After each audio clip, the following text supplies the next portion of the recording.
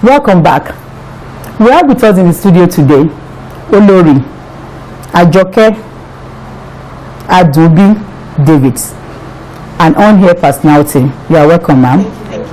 And also with us, Barrister Mrs. Olayinka Adeyemi, Director, Office of the Public Defendant, Lagos State Ministry of Justice. You are also welcome. Thank you. The topic for discussion is domestic violence. As we have already heard from the storyline, a wife wrote in about how her husband is abusing her. The husband is an alcoholic. Barrister Mrs. Adeyemi, you are the Director of Office of the Public Defendant, Lagos State Ministry of Justice. Can you tell us, first of all, the mandate of your office? Thank you, Princess. What we are doing in Office of the Public Defender, it was established sometimes in 2000, and the mandate is to render free legal services to the less privileged, irrespective of race, color, tribe, and religion. And we have special focus on the socio-economic rights of women, the vulnerable. And who are these vulnerable? The women, the children, persons with disability. So our focus more, special focus more, is on this category of people. We do various range of services. We represent our indigents in courts. We help them facilitate their release from police station, from prison. We do employer, going to different courts, magistrate courts, high court, and also national industrial courts. We also do rescue mission for survival of domestic violence and child abuse. So all in all, what we do generally is to bridge the gap between the rich and the poor in respect to access to justice. And this is what Lagos State wants. Lagos State is looking for a way where the less privileged, the oppressed, will have a voice when they have a problem. And you can imagine, if they have to look for lawyers, they have to get legal representation, how much it's going to cost. So this is what Lagos State is trying to help with this office. Very good. Now, and I love when you say the less privileged. So it doesn't matter if, it's actually for people that doesn't have the financial capacity, so that is where your office come in, to be the voice for them. But now, one of the storyline that we have looked at today is about her husband that takes alcohol, and anytime he drinks alcohol, which seems to be the trigger, he will abuse the wife. It's almost all the time. And the wife now, about few weeks back, they got back from a function, they had an argument, he punched her. She lost 2 of her teeth and she was bruised all over. Can you tell me a bit about domestic violence and how it happens in the home? Domestic violence is cuts across all strata of life. Rich or poor? Cuts across, whether you're poor, whether you are rich, whether you are educated, whether you're less educated, whether you are Muslim, Christian, or whoever that you are. One of the causes of domestic violence is we have it in different forms. We have it, the physical one, where this one that we have just described, punching and physical injury to the victim. We have the emotional one, where it is abusive words saying yes, just to remove the self-esteem of the person. We have various ones, because we have our domestic violence law. Stalking is also part of domestic violence. Denying somebody of financial accessibility is also domestic violence, because the essence of domestic violence, what it wants to achieve, is to enslave its victim, to render that victim useless, to render that victim incapable of taking decision on herself. A lot of time it's on women, on children, until recently, when people are speaking out, and then we now see incidents of domestic violence on men. But usually it is done by relatives, people within the family circle. Okay. Thank you very much. Yeah. Tell me a bit about domestic violence. Your view about domestic violence. Like Madam said earlier on, it's a physical abuse. Okay. Physical abuse that will leave mark, scar. That it's always very difficult to, to hide. Okay. And in the process of doing this, many women or men, let me put it that way, try to cover it up. Okay. Yes. Some because of the society, yes. Some because of their family. Some because they're ashamed, and by the time the mark comes, women, it actually comes out more women. Okay. Because a man, definitely they are stronger, and because they're stronger, it hardly shows. Okay. The only thing is that the man, the victim himself, will know that, okay, my wife actually abused me, but it's shameful for me to tell people. So when you talk about domestic violence, like she also said, you talk about the one that brings down your morale. Yes. There's nothing good about you. You're a useless man. There's nothing good about you. I have never seen any woman as useless as you are. It actually brings down the morale. Even when the woman goes out, she'll be even when she's got something positive to present. Mentally, she has been abused, yes. And by the time she gets out, it's very difficult to actually attach or even relate or network or move around or do things freely. Because number one, she's been abused. Number two, our moral, our self-esteem has totally been flushed or brought down to nothing. Okay. And so it's difficult for such a woman, a man, or a child to function academically, morally, mentally, in any form at all. It will be very difficult for such a person to function. So that's so far so good, I can still say for now. Yes. Now, I want to talk about the husband from this particular storyline. He takes alcohol. It seems that he's okay when he's not drinking. But the moment he drinks, that is when this demon, because that's what I can call it, this demon overtakes him. Now, Mr. Adeyemi, for somebody like that, wouldn't you think seeking help for the husband is the cause of this particular problem? So let's start from the husband. Is there anywhere in Lagos State that where somebody can go for drug and alcohol to drug and alcohol rehab and then also do a anger management? Is there anything like that in Lagos State that you know of? Yes, absolutely. You're right that the root cause of the problem is with the husband. Yes. But what we'll also look at is what is causing the drinking habit of that man, because it might be something more deeper than what we are looking at. If that is not removed, even going for rehab might be a bit challenging. Of course, Lagos State has rehab home with Ministry of Youth and Special Development. Okay. We have one, but I'm not sure whether yes, some other organizations also have some facilities. I am aware that Regime also has something like that. Yes, they have something like that. So, but the decision to even go for help lies with the man.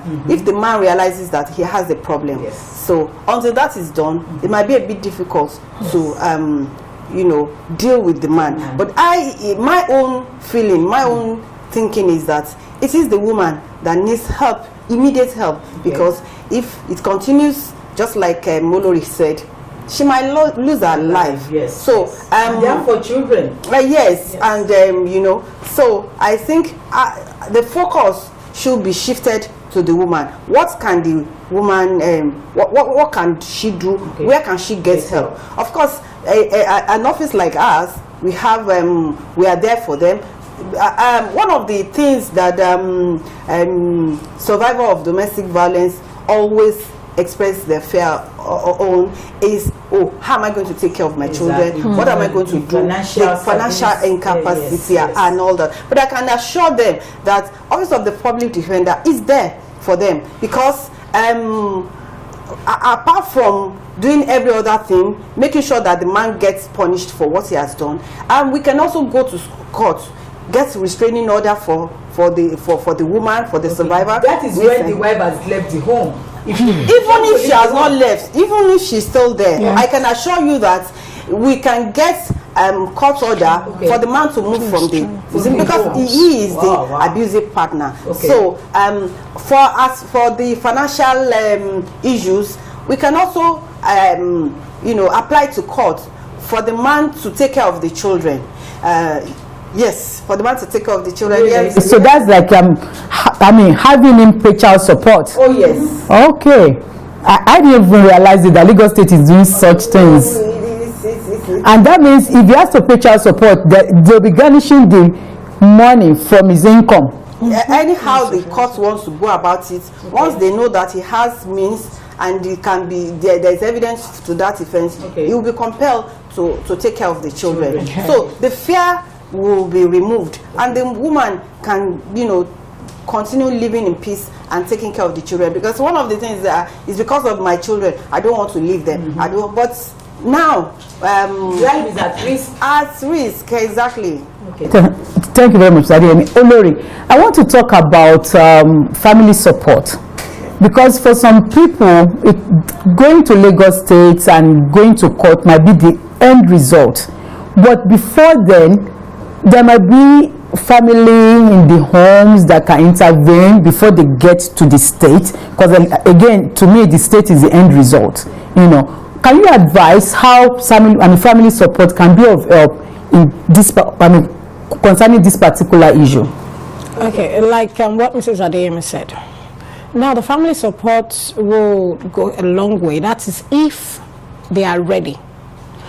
Like Acceptance, to know that there is a problem. You must accept that is the first thing. That is the first thing. It's when they say you steal people's money. You understand? Or you are corrupt, or you are damaged. Are you ready to believe you're actually damaged?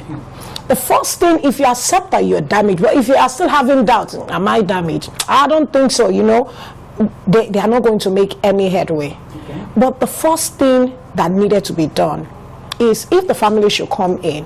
Like someone was saying very recently that first, it's either you use the religious angle, which I think is also key. Yes. You use someone. There will be someone. Like I will always tell people, there will be someone in your family or your husband family that will be a kind of, a mentor. So, yes. That when that person speaks once, your husband will shiver. And even if he's not ready to, if not for uncle, I know what I'll do to there must be someone in the family or someone that can actually call that your husband is afraid of, yes. And if that is there, you try that. First. Now, if none of that is working, because these days people find it difficult to actually trust anyone. Exactly. Now, if you say you're talking about the religious leaders and in a church or in a mosque, irrespective of where it's coming from, many will tell you, they will use me as a sermon on the pulpit, they will use me as an example. Meanwhile, it might not be that way. So the secret, they will know it's me, even when they don't know. But deep down inside, you're like everywhere. You're not trusting anyone. So trust issue also comes in. Yes. So if that is not there, it's not going to work. And when you have someone who is a victim, you want to actually curb the hand of this man from beating or hitting you, my dear, you need to go to the government, because the government has a upper hand. And will be able to beat it to the zero level. Olori, I want to ask you, and I don't know this, have you had a personal experience, concerning this issue that you can quickly tell us, and how you're able to come out of it? Okay, let me just quickly put this first before mine. Now, I have a cousin who also went through that, but by the grace of God, I was able to checkmate that and put the husband into ransom. Now, talking about mine, I remember there was a particular time after many years of marriage, about 10 years or so, I was having a little misunderstanding with my husband. And the process, there was no light. we have been, you know, I was in the kitchen and it was in the living room. There it was total darkness and all that. And he was talking, I was saying my back, you know, normal argument between husband and wife. Okay. And suddenly NEPA it was in NEPA then, yeah, I think so. They just brought the light, PHM just brought the lights. And I looked in that corner where my husband was actually sitting. The man was all like a daredevil. Wow. I'm sorry to use that word. Range. You will see the range. rage? You will see the rage. Because his eyes, it was all, you know, brewing like a lion that is about to devour. Wow. Even though he was far away, I saw that. And you got scared. I was so scared. Wow. I had to drop whatever it was. I was in the kitchen and I, you know, stylishly walked out of the flat. That is common sense. Because I look at myself, I'm someone who is very sensitive. As much as I have a dry skin, if you hold me too tight, I will feel it to my, you know, so I know all this. I don't know how to fight. So if a man like that, I know he's bigger than me, not only physically, but he's a man. And there's no amount of talk with the children in their own room, apart from the fact that they could hear whatever it is we're saying, you know. I had to leave. I have to leave the flat for that moment. Okay. And I had to call someone, you know, who I believe he talked with, an elder in the house, to please go and meet him upstairs. That was the only thing I could do at that particular point in time, because I know anything can happen. So actually what you did, and I'm going to say it again, you used common sense, because somebody will probably continue with that argument, not reading the man's body language. Wow. And sometimes action speaks louder than words. So this is also key for us to know when to get out Seriously. from that situation before it becomes very violent. But some women will always want to, like, what can he do? Come, I'll tell you that if you beat me, this is what. No, you don't need to wait for it, So because that's another aspect of looking at it. you know, you don't need to wait. Don't wait at all. Take the necessary step at that particular point. get yourself out The of same that thing happens to a man. When you see your wife is like all ready, and please just take your shirt or take your agbada or your buba and just, my dear, I'll see you later. Just walk away. Just walk at that particular point in time, because the two of you won't just have to. It's not because you're a fool. It's better you're a fool to leave Yes. than for you to be a fool, to be a And dead. victim. Yes. You know, that's just the way I see it. And I've always advised people on that. Thank you, Olori. Thank you. Mr. Adeyemi, Olori mentioned something about religious leaders, you know, or religion leaders and our pastors, our imams. Can you Tell me, or let's talk about how these parts of the family, you know, can help when it comes to domestic violence. Thank you, Princess. Olori has just talked about her own experience and how she has called some of the members of the family to, you know, intervene and all that. But I want to say that we are lucky. What we have described really is not a big issue. Okay. Because those who are in abusive relationship, there's so much uncontrollable, particularly the perpetrator, that all that we have described will not stop that man from But if beating. it's habitual, Sometimes without any It's form of trigger. yes, you know, and this violation, violence will occur. So one of the challenges that we have found in course of our work, you know, with survivor of domestic violence, is the role of the religious leaders, the family, and even the society. women. Yes, the society and women themselves. And what we usually find out is that we will see the you know, the church members, the pastor, everybody coming to beg, you know, on behalf of the abuser. and say this is a family issue. So also the police, this is a family issue, but it goes beyond that, because